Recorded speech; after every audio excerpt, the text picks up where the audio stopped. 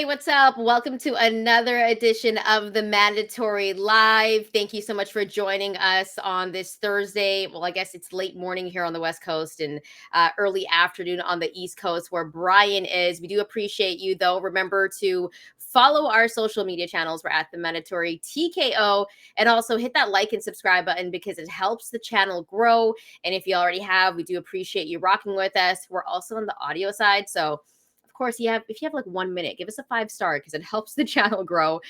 This news that we're going to talk about broke last week, but listen, we've been really busy. You've seen my boy Bryan covering all the Olympic stuff. If you haven't, make sure to go check it out because it's some of the best stuff that you will definitely see, especially when it comes to the ball stuff. You know, Bryan, you handle that all the time. Regular season, Olympic, you're all over it, and even doing some Olympic boxing stuff. Yeah. This is a big Olympic boxing, if you want to call it a controversy, quote unquote. But you know, the right wing nuts are acting right wing nutty. Is what I'll say about that. Which I wouldn't expect any other way, though. yeah. We can get into political things at a different point. Yeah, all over the Olympic stuff. After the Olympics are done, you might not hear from me for a few days. I ain't gonna lie to you. Bryan's gonna be playing video games during that time. Yes. I got a quarterback that I gotta continue to develop with the Buffalo Bulls college football. Oh, okay. You went with Buffalo. Okay, I'm gonna do one player for every position, and I'm gonna do a dynasty if I got time. I want to do the dynasty though. You have to do the dynasty if you have NCAA. So far, I built a player too, and obviously, like I wanted to play for the SEC, so I ended up, joining up with South Carolina, and I already won a national championship. That's all I'm saying. Went undefeated in the first season. But we're not going to get into that. I got some work to do for sure. I haven't created I usually don't create myself in football games because I didn't play football like that growing up. I mean, like on a team, so to speak, just 7-on-7 team. But if I did, then I'd be Darren Sproulsy. So I guess the guy that I created is sick. He runs like Mike Vick and is like Andrew Luck in the pocket. It's nuts. Anyways. What bear? Yeah, I know, but he's sick. Sometimes I just run it. I don't even have to. I'm like, you know what? Screw it. I'm going to run it. Anyways, this is not a video game show, though. We are going to get into the fact if Lomachenko, is he ducking Gervonta Tank Davis? But first, we got to start off with the big news that actually got announced. Canelo Alvarez is going to be fighting Edgar Berlanga next in September. It has been announced. There was rumors that this fight was going to happen, and it is happening now. Bryan, your thoughts on Canelo Alvarez picking Edgar Berlanga? And this is going to be good because there's that Puerto Rico connection right here. How do you feel about this? And by the way, guys, we are going to be taking your comments, so make sure to drop them. And if all goes well, I should be at the presser Monday covering that. So we'll post some stuff from there on the YouTube feed later that night and probably into the day after. Good thing the Olympics end early because of the time difference. So like we'll probably have time at night to post some stuff from there. So, and the men don't play that day, so that's also interesting in terms of basketball. Canelo Alvarez, Edgar Berlanga. I was dreading this because I knew this was going to happen. You knew this was going to happen. We actually have been doing the show long enough now. Can you believe it? A year and a half or so. That when Edgar Berlanga signed to Matchroom, we were both up here talking about, hey, in the press release, they're saying that they're targeting a future fight with Canelo Alvarez. I think this is his third fight we're going to see with Matchroom now. And we said it will probably be a 3-fight sort of deal. Here we are, cashing out Mexico-Puerto Rico rivalry. I had told you that there were some rumblings here in New York where I'm at that some people were like, hey, his team kind of wants to rush him to the top, if you will, right? Now, he didn't get here that quickly. It took a while. He's been boxing professionally, Edgar, that is, for several years and is already 27-ish. So it's not like he's a young phenom, so to speak, but he is here sooner when you look at the resume than people think is warranted. And that will lead us to the question below, which we're going to extrapolate on. Does Edgar Berlanga have a chance of winning this fight? Everybody, I guess, has a puncher's chance, but all I'm going to say is this. When the odds opened up, Canelo Alvarez was like -800, 900 or something along those lines. I saw at least in one or two sports books, that was the range. It quickly got to 1,000. I checked last week and it was -1,600. So people that's crazy. People jumped on Canelo Alvarez. to obviously win this fight, and he's Canelo Alvarez and is a lot better. And at one book I just checked, he's now minus 1450, so I guess that's where it'll land. So Edgar Berlanga has never been a heavier underdog in his career. I don't think he's been an underdog period in his career, so this is going to be new territory for him. And he kind of, in a way, has nothing to lose and everything to gain here because people think he's so overmatched in this. Well, he is overmatched. Like, let's just keep it a buck here. Does Edgar Berlanga have a chance to win in this fight? Of course, he has a puncher's chance, but Canelo Alvarez looked so good in his last fight. I feel like this gets done in under 7 rounds. I feel like Canelo, if he fights like how he fought in his last fight against none other than Jaime Munguia, this is going to be a fight that Canelo Alvarez is going to be able to pick him apart early. And that's no disrespect to Edgar Berlanga. I'm a fan of his. I want him to win because there was so much hype on him when you think about his knockout streak. And after that, I feel like he was just put in a position to fail because it's like, how do you continue that? People are like, we want him to go the distance. He goes the distance. And then he continues to go the distance. And they're like, well, we want the knockouts again. And, it's one of those things where I feel like he's actually not ready to fight Canelo. I mean, fought Jason Quigley, sure, looked pretty good against McQuarrie. However, that's not Canelo Alvarez. Like, who is Edgar Berlanga's best win? Is it McQuarrie? Is it your boy Steve Rolls? I might be, because Steve Rolls looked pretty good against him, and you shouldn't have. And I'm being mad patriotic today. I'm wearing my a Canadians baseball jersey. It's the Olympics. Steve Rolls, that dude. But yeah, I'm taking a look at Edgar Berlanga's box rec, and there's no one close to Canelo Alvarez on his level. And that brings me back to Canelo Alvarez, and he's on my top 5 pound for pound list still. But just fight David Benavidez. Yeah. Like, what are we doing here? Why take the risk though? Why? Because it seems like he wants 200 M's. He wants 200 M's to fight, and that's a big ask. But what are we doing here? There's a growing number of people in boxing who think that he's just straight up ducking Benavidez, which I guess is another topic. But like me, as a Puerto Rican, I can tell you that if you ask me to give you ways that Edgar Berlanga could actually win this fight from a boxing perspective, I mean, catching Canelo Alvarez is the best that you'll get from me, because that's really it. Like the all I can sort of look for as recourse is like, boxing is boxing. Anybody could get hit, just like cliches. Because in terms of actual skill, like there's a big drop off here. If Canelo Alvarez, if we're doing this 2K style or Fight Night Champion style, and Canelo Alvarez overall is a 95, Edgar Berlanga is going to be probably in the low 80s. I think some people would even say that that's generous, but I'm not going to be like super disrespectful there. He is coming off his best performance. The only thing is, I think, Canelo Alvarez would have won that fight in even more spectacular fashion. Minus 1450 or 1500 is steep, but I can't really say that, that's bad or unfair given the skill gap between both guys. Like, it just is what it is. And Edgar Berlanga has power also, but it's power that we haven't seen as consistently in recent years since the knockout streak ended. He's 27 years old. He's still really young, but I don't think he's had the experience enough to fight someone like Canelo, and that's why it's so unfair. I love the fact that it's going to be on Mexican Independence Day weekend. It's Mexico versus Puerto Rico, but I was mentioning this to Doesn't Bryan. Count. Yeah. Doesn't count. I was mentioning this. I love it. I eat it up. Like, that's one of my favorite rivalries, Mexico versus Puerto Rico. But you're saying like it doesn't count because it's like not really a fair fight. Listen, all my Mexican homies, right? Listen, truce for this fight, because y'all are gonna get this one more than likely.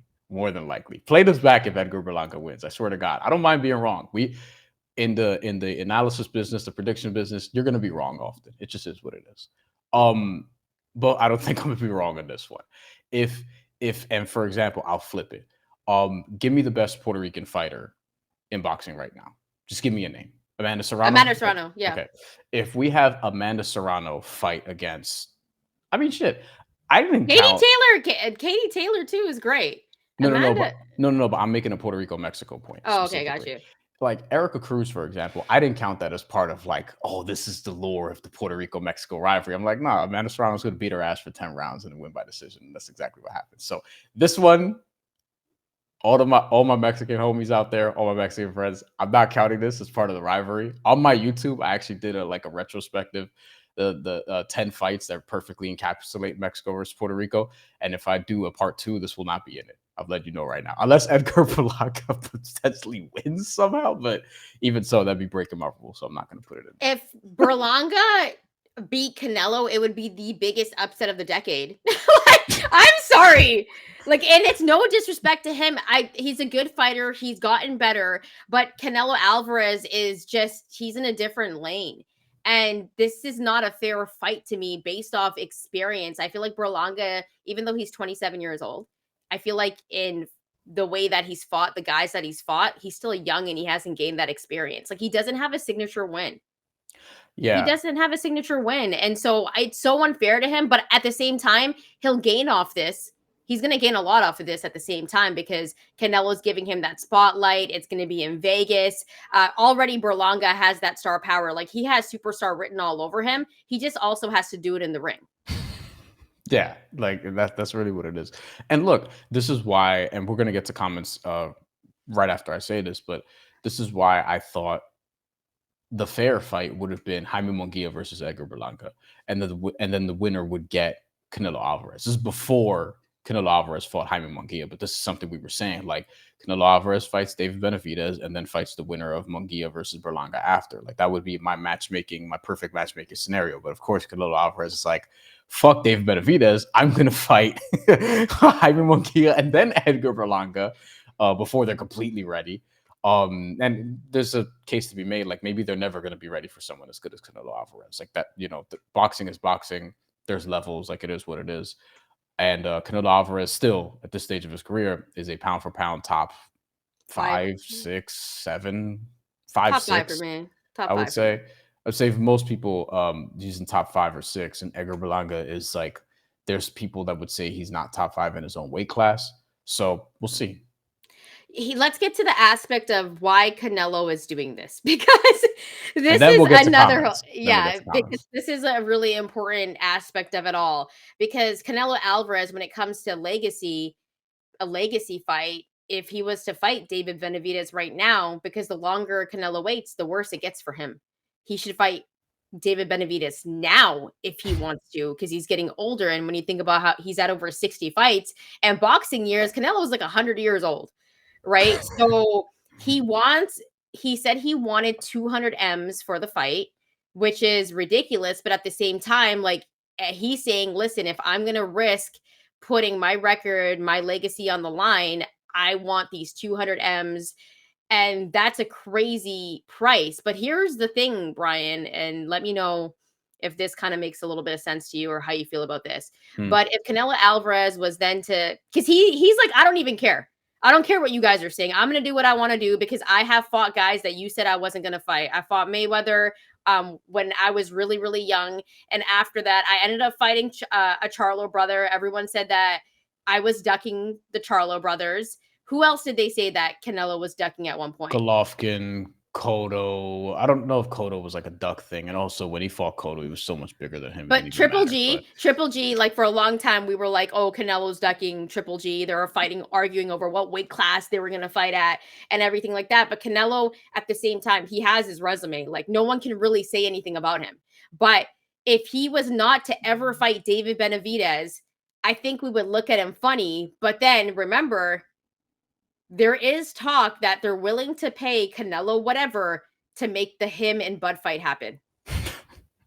Which to me at one point I was like, this is like a dream fight. But they're saying they'll give bread to Canelo and Bud to do it. And you saw Bud talk about with Andre Ward on that interview, and he was like, would you do something for 100 M's? And Andre Ward's like, I would think about coming out. And Bud was like, I would do it. Like if it was 100 M's, I'd come out of retirement. So, and like say the Benavidez thing doesn't happen, but Bud and Canelo does, like, would you be happy with that? there's more to gain for Terrence Crawford there. Canelo himself has even said this, that he would be criticized for fighting somebody smaller than him. 3 weight classes, now 2 weight classes smaller than him. And like I don't see, other than money, which I guess, that's the ruler of everything for most people, right? But what is there to gain from fighting Terrence Crawford? Like, it's a super fight, but also, like, if Canelo wins, I do think there's a point to what he had said before in a previous interview. People are just gonna like, oh, you've beat another guy that's smaller than you, whatever the case may be. There's some legacy shit there, but Terrence Crawford, I understand him pushing for that fight because he has way Yeah. more to gain in that bout. Also, sneakily, like you mentioned, Canelo Alvarez being older in terms of boxing years, and part of that is like, while he's only 34, he turned pro almost 20 years ago. Terrence Crawford has been a pro for 16-ish years, and he's going to be 37 later this year, if I'm not mistaken. So Yeah. sneakily older than Canelo Alvarez. But to me, that's still for now like a fantasy fight. I think it grows in realism though after these set of fights we're about to get. Like after Crawford, as we think, and you could watch our live show from yesterday, we broke this Yeah. down, talked about why we think Terrence Crawford is going to beat Israel Madrimov this weekend. And we're assuming by the tenor of this conversation that Edgar Berlanga is going to lose to Canelo Alvarez. The noise is going to grow, especially because Crawford fights once a year. Canelo Alvarez will likely return in May. Like, oh, maybe that's the May fight, so to speak. It is such a dream fight though, where I'm like, I don't even know if it's gonna happen. But sorry, I kind of got off topic there, and we are gonna get to your comments, so keep them coming. But Brian, like, how do you feel about Canelo going for this fight and not going for obviously David Benavidez? Like, what do you think that's all about? I want to get your take on that.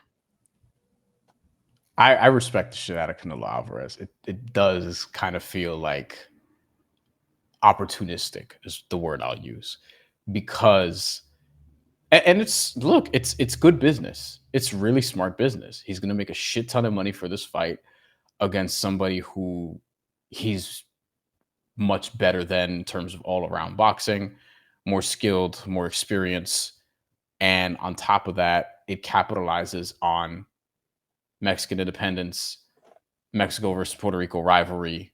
It's going to be the weekend of September 14th, I think is the date of the fight. Now that's going to be head to head with the big UFC UFC card, fight. but a lot of boxing fans don't give a shit about mixed martial arts. Like, if you're a Canelo Alvarez fan, you might not like care or whatever the case may be. Now there's going to be like, I'm curious to see what the numbers will be. But I think chances are, if you're at home and you're a consumer, you're going to just stream both of them. So it is what it is, or you're going to just take your pick. Like, Yeah. I probably will stream both, but I want to see how the card looks as well.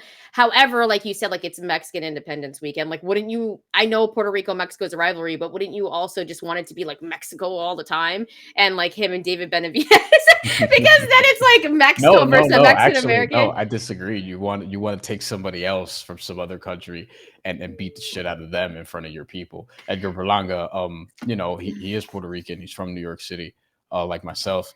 I But there's don't also that difference between Mexico and Mexican American. no, Like but there is that storyline of it. But yeah, yeah, sure. And look, in Puerto Rico, there's more Puerto Ricans outside, like in the United States, than there are in Puerto Rico, because Puerto Rico is the size of like Connecticut. It's like 3 million people there on the island.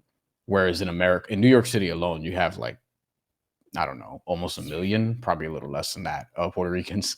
But you have in the United States reportedly like between 5-6 million, something along those lines. Um, which is to say, like with Edgar Berlanga, I wonder. And people were asking about this. I don't know what the answer is in terms of what's his connection to like how much do Puerto Ricans believe in him. We're I'm not going to speak for everybody, but like me and some people I know, obviously, like watch, report on, consume boxing, who are Puerto Rican, they're not looking at Edgar Berlanga at this stage. Like they're kind of past the point of like, oh, he's next, and they've kind of moved on to like Zayas, Xander Zayas. who you guys are still hard on. Like, yeah, y'all Not are me. not happy. Yeah, Not I me. know. I'm Not just me. saying, like, yeah, y'all are very tough to impress when you guys have some I don't great think, fighters. but I don't think it's more so. I don't think it's a lot of Puerto Ricans doing that. I think it's a lot of people. There are a lot of people who just don't like. They try to shit on Puerto Rican fighters because once there's one who is seen as a phenom, other people try to tear them down. And honestly, if we can get like really deep into it, like which we're not going to today, I promise. But in boxing, like there are race wars. There are people who think that their fighters are better than these other fighters in when it comes to this kind of stuff. And this is why Mexico and Puerto Rico have had a rivalry, so to speak. So, but in terms of does Edgar Berlanga have a chance in bringing this full circle, so we can finally get to your comments because we have another topic to get to. Yeah. He has a slim chance. The chance is catching Canelo Alvarez because I'm not sure from a boxing perspective if there's going to be enough to throw at Canelo Alvarez that he hasn't seen before. So if he catches him, which he has the power to do, then maybe. But I don't see it. No disrespect to Berlanga, but I got Canelo winning in rounds 1 through 7 or 1 through 6. That's the bet Jesus. I'm gonna take What because I the think fuck? well, I think that Canelo has great footwork and sometimes Berlanga's flat footed. I don't think he's gonna be able to keep up with a guy like Canelo. I'm sorry. Like and Canelo looked great against Munguia. Munguia has power too. By the way, Erislandy Lara, Danny Garcia co-feature. Yes. That's what I'm hyped for. I'm That actually fight more was hyped for supposed to that. be that fight was supposed to be at Barclays Center like last year, and it got pushed back, pushed back, pushed back, and now a year of more than a year later, it's finally going to happen. Boxing is so silly. Yeah, super silly. That's for Lara's WBA World Middleweight title. I think people forgot that Lara's a middleweight champion, but this is the first big time fighter that Lara's fighting in a while. So we'll I see. love it. And Danny Garcia back in the ring. Yeah, Always been a Danny Garcia fan. don't know how he got a title shot, but you know, whatever. We'll It's take it. Danny Garcia. He was a stud at 140. Let's get to some comments. Yayo back. Thanks to my tweet. Let me know what your handle is so I could follow you because you're a friend of the show. Tony Yayo also said, also, can we avoid the Algerian athlete talk? My ex timeline is full of conflicting opinions on the matter. We were getting into that before, you know. Let's go over to Yoda. Listen, Canelo isn't unbeatable. He has been beaten by two different styles, Floyd and Beevil. But like Floyd and Beevil are like that's just different. Like he was Yeah. young against Floyd. Beevil's the best. Like he's top 5 easily, pound for pound list, and arguably in his division. Yoda, are you calling him Canelo on purpose? Because that's a good joke. I didn't even. I That's a didn't. good That's joke if witty. that's a good joke if you're doing that on purpose. Let us know in the comments. And yeah, Yoda saying two different styles, but we all know, and I think Yoda knows this too, that Edgar Berlanga probably is not gonna it's not gonna come like Philly shelling, you know what I mean, in this fight, so to speak. That's why I think the chances. And look, I do think he's made strides as a boxer. I think maybe in the first few rounds you'll see some improvements, but then eventually, you know, Canelo will get to him. But I Simone want Biles won again. She won gold again. Like just greatness. Simone Biles effortless. Like she just she just like I feel like I know this is off topic, but I feel like she just wakes up and like it's easy for her. Like she's amazing. Gymnastics are crazy. I am PK13. Canelo will expose Berlanga's lack of chin. Yeah, and Sus chin too. probably lack of defense and probably other things. Like it's kind of what it is. Yoda, this is a good question. Do you have Benavidez beating Berlanga? Yes, easily. I do. I have Benavidez if it's at 168. I probably have Benavidez beating Canelo. Maybe. We've been talking about this for a year, and I'm like, I would very much Here's the thing, though. want to bet on Benavidez there. He would have to beat him by knockout though, because I don't think he's beating Canelo in Vegas. He's not. He's not beating Canelo in Vegas on the cards. It's just not happening. And I think skill wise too, Benavidez is skilled, but Canelo is more skilled than him. And so for me, I would love to see the odds, and I would be, I kind of want to bet on it, but I would still take Canelo. I think now. Fight has to happen first. The Universal Boxing EST. Edgar Berlanga. You a Bianca Belair fan? Edgar Berlanga is physically bigger and easily heavier. And he's definitely better looking and dresses more stylish. I get what you're saying. Canelo is a is a paisa. What's that mean? But I still got my money. on Canelo What's by a knockout. paisa? What's a paisa? um, I want the answer to what's a paisa first. What is that? I shouldn't be the one, like, someone else explain it. I shouldn't be Yeah, the one. please. I don't wanna Let mess me with the explanation. let me look it up. You do Universal your thing. Boxing EST also says he was ducking Andrade supposedly, as his second video. I will say so. I never say stuff like that. But I remember one time Brian went and like covered a Berlanga fight, and I didn't even realize it. And I was like editing the stuff, and I said, "You know what, Brian? I didn't realize that Berlanga was good looking." He looks like a And star. He he looks like does. if he I'm not even joking. If he became an analyst after his career is over, I'd be like, yeah, that makes like putting him on TV just looks wise, probably makes sense. Now, in terms of whether or not he'd be good at the job, that's a whole other thing. Um, but yeah, I think yeah, he has the look of Mhm. a star that people want to be around. It's why people have wanted to be around him for a while. Now we'll see what happens after this Canelo fight. If he loses, then you know what the answer to that probably is. And if he wins, he's out of here. Like, forget it. Like, if he wins, that dude becomes like a legit superstar overnight. But we again, tough to do. Canelo just turned 34. Crawford will be 37 in September. Yeah.